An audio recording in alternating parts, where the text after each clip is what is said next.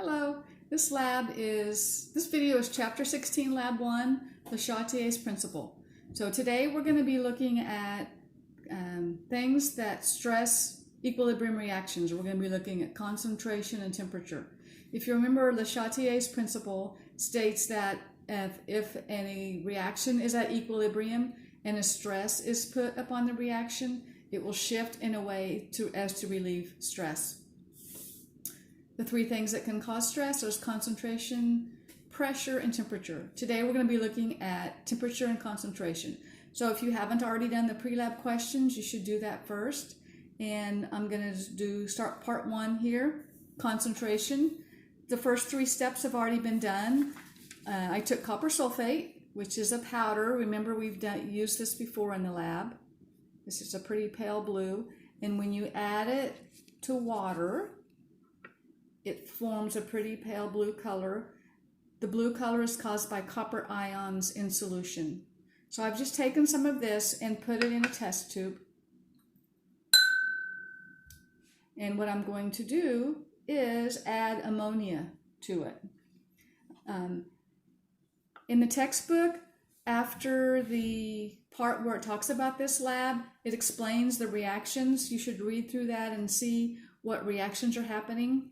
We're going to add ammonia, and I want you guys to watch closely what happens when I add ammonia to this. So, do you see that? You should have immediately seen a white. It became cloudy. That's because a precipitate is forming. So I'm going to invert that. So you see how cloudy it is? I'm going to add some more ammonia. Now I want you to look for another change besides just the cloudiness. See how it's becoming dark? It's a dark blue. I'm going to invert it again. Now it's very cloudy. So that was adding ammonia. Now I'm going to add some vinegar. So we had a reaction, and now I'm going to add vinegar, which is going to cause the reverse reaction to happen. And watch what happens now. See how the reaction is clearing up? The precipitate is going away. If I add a little more, it's going to get even clearer.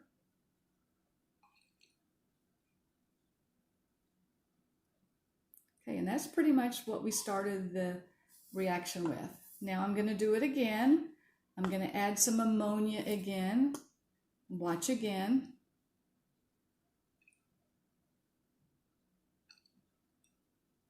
So if I keep doing this, adding ammonia and then adding vinegar, I will keep reversing the reaction back and forth.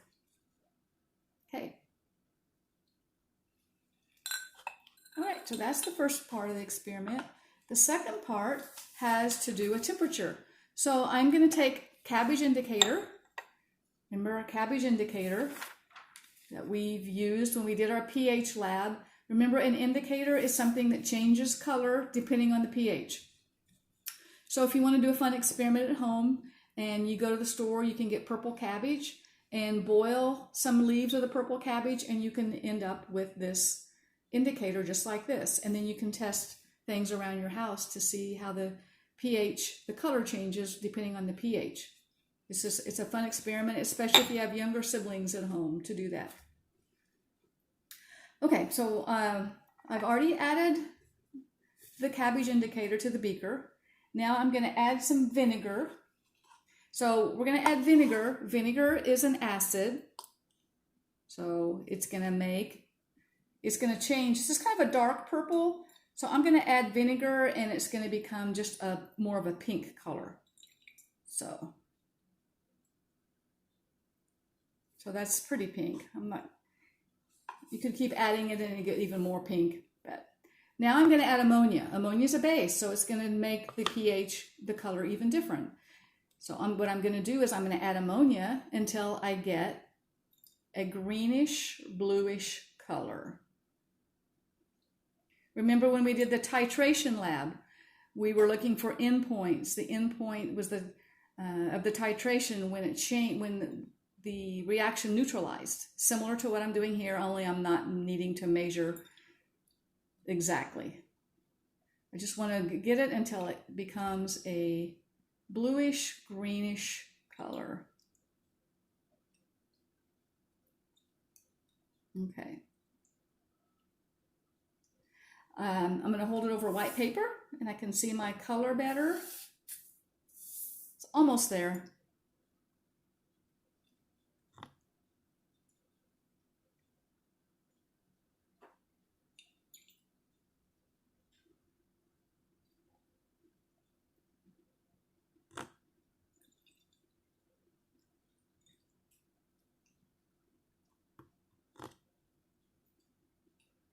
Okay, definitely got some green tint to it now.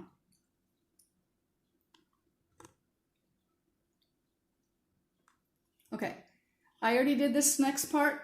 I'm put some of it in 2 different test tubes, and I'm going to put one of the test tubes in cold water and one of the test tubes in hot water. This is an exothermic reaction, so heat would be thought of as a product.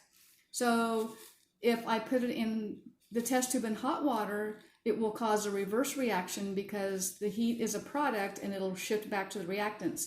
If I put it in ice water, it will be a different color. So here are my 2 test tubes. I put this ahead of time because it had to sit for a few minutes. So I have the cold water and I have the hot water, and you can see the difference in colors. The hot water stayed kind of a greenish color. The cold water went back to pink. So what I could do is I can put them both in I can put them either both in the cold water or both in the hot water, and they will become the same color again. So that shows you how temperature affects the equilibrium reaction. Okay, that's the end of this lab, and this is the last video I've made of chemistry, so this may not be the last video you've seen, but it's the last one I've made, so I'm sorry we couldn't end the semester together, but it was great while it lasted, and I hope you guys have a great summer.